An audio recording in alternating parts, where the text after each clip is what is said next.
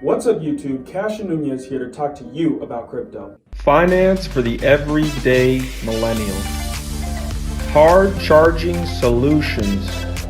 We provide an accelerant in the journey towards financial independence. Over the next 12 months, we will embark on a journey of discovery together, answering all the questions pertaining to crypto and blockchain technology, while also participating in this new era of finance by purchasing some coins. This is where I say anything you hear in this video is not investment advice and should not be used as investment advice. If you are in search of financial counseling, we always advise you to seek licensed and professional counsel. With that, let's start our HODL journey. In this first video, every month we will purchase 5 cryptocurrencies purely based on market cap for a value of $250.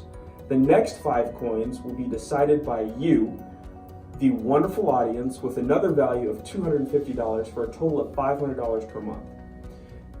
Every Wednesday, we will post another video with more crypto news and information and assess the performance of the portfolio until we reach 12 months and $6,000 invested. We will compare the performance of the portfolio to the performance of other asset classes like real estate and the S&P 500. And most importantly, we will gain a better understanding of what crypto is and if it deserves a place in your portfolio.